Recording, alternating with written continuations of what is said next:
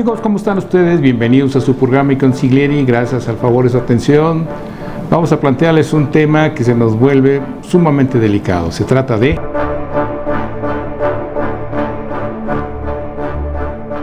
efectivamente, estamos viendo una nueva embestida en materia de pensiones. ¿A qué se refiere este tema de pensiones? No va a alcanzar el dinero suficiente para que las personas que estén cotizando conforme a la ley del 97 puedan tener, obviamente, un ingreso satisfactorio una vez que esté pensionado. Se reformó la ley del Seguro Social, se metió una tabla completamente arbitraria, como ya lo hemos mencionado en su momento.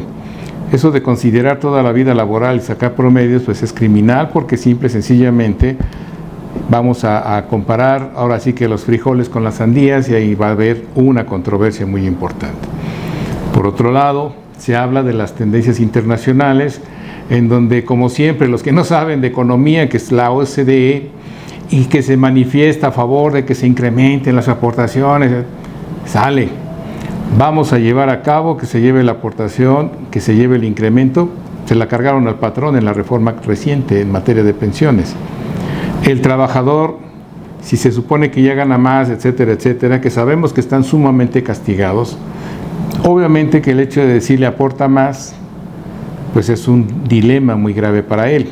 Pero el otro problema también tenemos es, como siempre, igual, las soluciones mágicas, aportaciones voluntarias. Con trabajos tengo para comer, voy a dar una aportación voluntaria. Es una incoherencia por donde se le quiera ver. Nos estamos comparando con países donde las edades de las gentes, evidentemente que son mucho mayores, hay Europa y Estados Unidos. Si hablamos nosotros de México, tenemos unas particularidades muy simples. Y por ahí salió alguien que dice que en los años 50, es decir, 2050, tendremos una población mayormente adulta, cuando en realidad ahorita estamos hablando de que en promedio la edad en México está oscilando entre los 27 y 30 años. Si hablamos nosotros, simple y sencillamente, hoy que estamos en el año 2022, para el 2050, pues simple y sencillamente nos faltan, ¿cuántos años? 28.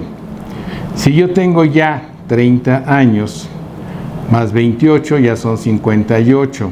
Si tengo 27, obviamente que tengo ya en su momento, en 2050, voy a tener 50 y tantos años. ¿A qué me quiero referir con esto?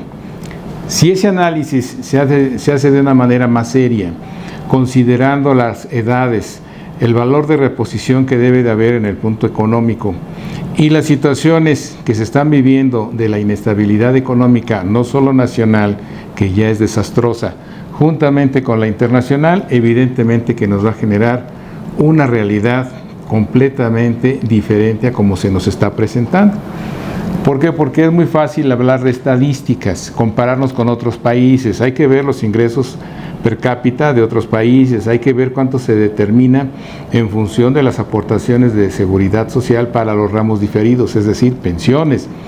Todo ello nos genera una situación muy especial, ya que hay países en donde el trabajador cotiza más, aporta más, en función de la aportación patronal y viceversa. México, como siempre, tenemos el 80% de aportación. Con la reforma que va a entrar en vigor en enero del 2023 en adelante, obviamente que va a haber una aportación patronal mayor y el trabajador sigue en la misma. Si se presenta un incremento descomunal de salarios mínimos generales con la inflación que se ha provocado durante estos últimos meses, es obvia que la crisis y la cerrazón de empresas va a ser mayúscula. Si en el año 90 y tantos, es decir, 92, 93, cuando viene el TLC, a las empresas nunca se les indicó que había que salir a vender, es decir, sí, vamos a tener el mercado más grande que es Estados Unidos y Canadá, sí, pero hay que salir a vender. Y mucha gente no sabía cómo salir a vender, mucha gente nunca estuvo informada de ello. Por lo tanto, tenemos un problema. La otra situación, tenemos ahora el TEMEC, con las condicionantes que se le impusieron a México, se quieran o no reconocer, las estamos viendo. ¿Y a dónde nos va a llevar esta situación? Tenemos nosotros las restricciones de poder llevar a cabo un mejoramiento económico. Ya lo hemos mencionado, el gobierno está gastando para adentro, es decir, grandes obras públicas que son un indicativo económico se están yendo para las Fuerzas Armadas, independientemente de todo. ¿Qué pasa con el personal de las Fuerzas Armadas? Cobra lo mismo y hace más. Ahí hay un detalle simple y sencillamente curioso. ¿Qué es lo que esperamos? Sobre la tendencia que se menciona y sobre los datos que tiene la Afore, es decir, todo lo que se refiere a cómo estamos en comisiones, en rendimientos y demás, tenemos un problema muy grave. ¿Cuál es?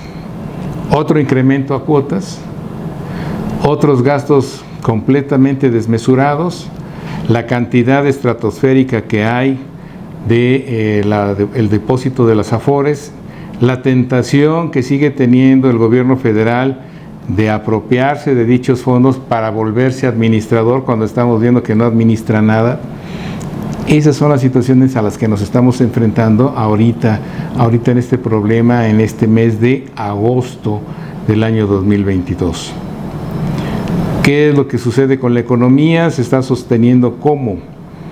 Se habla de que se maneja bien, que el peso está estable, que a veces se recupera, etcétera, etcétera, las tasas de interés y demás, sí, pero no hay actividad económica, no hay consumo. Independientemente de las cosas, lo poco que hay, se está generando esa burbuja inflacionaria tan espantosa. ¿Para quién? Para las personas que menos recursos tienen. Independientemente de lo que se afirme, de que se modificó el salario y todo, la gran población que tiene nuestro país, evidentemente que no tiene los factores satisfactorios mínimos. Por lo tanto, el impacto inflacionario va a deprimir aún más los bolsillos de quienes menos tienen.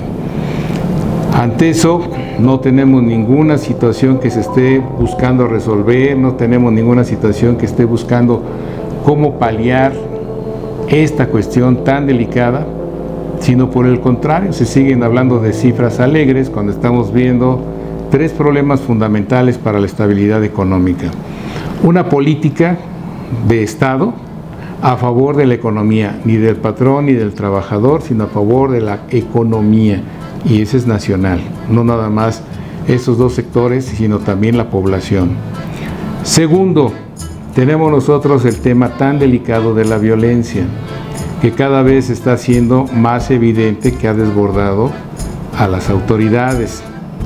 Tercero, no tenemos una persona que dirige el timón del barco porque todo está haciendo excusas, todo está revirtiéndose hacia el pasado cuando se necesita resolver todo lo que corresponde al presente y al futuro.